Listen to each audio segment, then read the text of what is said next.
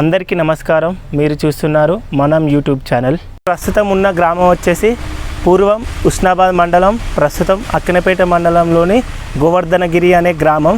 ఈ గ్రామం ప్రత్యేకత వచ్చేసి మనకు వెనకాల కనిపిస్తున్న గుట్ట పేరు సంజీవరాయుడు గుట్ట.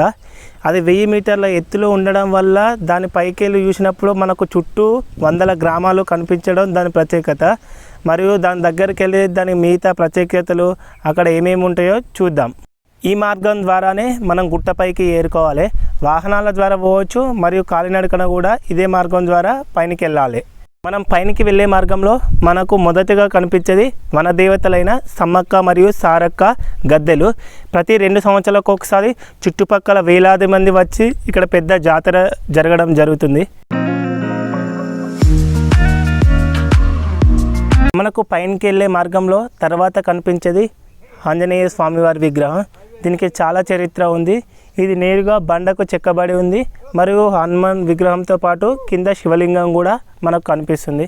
అన్నిటికంటే ప్రత్యేకమైనది మనకు కనిపిస్తున్న ఈ గుహ.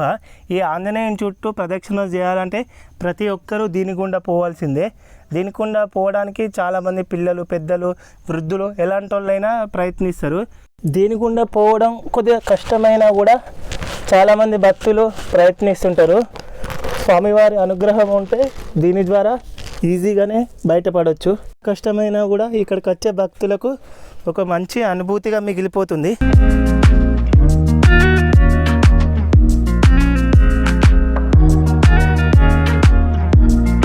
మనం దాదాపు గుట్ట పై భాగానికి ఏరుకున్నాం. మనకు వెనకాల కనిపిస్తున్న ఈ గోడకు చాలా చరిత్ర ఉంది. పూర్వం ఈ చుట్టుపక్కల ఉన్న చాలా ప్రాంతాన్ని చాణక్యులు పరిపాలించడం వల్ల వాళ్ళ రాజ్య రక్షణలో భాగంగా ఈ గోడను నిర్మించడం జరుగుతుంది. మనకు ఇది చాలా ఎత్తు ఉండడం వల్ల చుట్టూ వందలాది గ్రామాలు కనిపిస్తాయి. ఆ పరిస్థితుల్లో ఏదైనా రాజ్యం వీళ్ళ మీదకి దండయాత్ర చేయడానికి వచ్చినప్పుడు ఇంత ఎత్తు నుంచి రక్షించుకోవడానికి మరియు వాళ్ళని కనిపెట్టడానికి దీన్ని యూజ్ చేసుకున్నారు. ఇక్కడ పైన ఉండే ఈ కోనేరులో కాలంతో సంబంధం లేకుండా సంవత్సరం మొత్తంలో నీరు ఉండడం జరుగుతుంది. ప్రతి శ్రావణ మాసంలో భక్తులు అందరూ ఈ కొండపైకి వచ్చి వనభోజనాలు చేయడం జరుగుతుంది. వనభోజనాల సమయంలో ఈ ప్రాంతాల్లో వర్షాలు మంచిగా కురవాలని ప్రజలు నమ్మకంతో వరదపాశం అనే పదార్థాన్ని వండి నేరుగా ఆ బండరాళ్ళపై వేసుకొని నేరుగా తినడం జరుగుతుంది.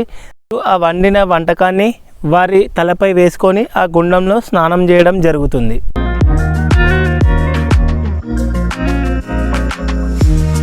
ఈ గుట్ట చరిత్రను పరిశీలిస్తే చాలామంది ప్రజలు వివిధ రకాలుగా ఆలోచించడం జరుగుతుంది. అందులో కొంతమంది నమ్మకం ఏంటంటే ఆంజనేయ స్వామి సంజీవని గుట్టను తెచ్చే ప్రయత్నంలో కొంత భాగం విరిగి ఈ గ్రామంలో పడిందని, మరికొంతమంది ప్రకృతిలో కాలక్రమేణా ఈ గుట్ట ఏర్పడిందని కొంతమంది నమ్మకం.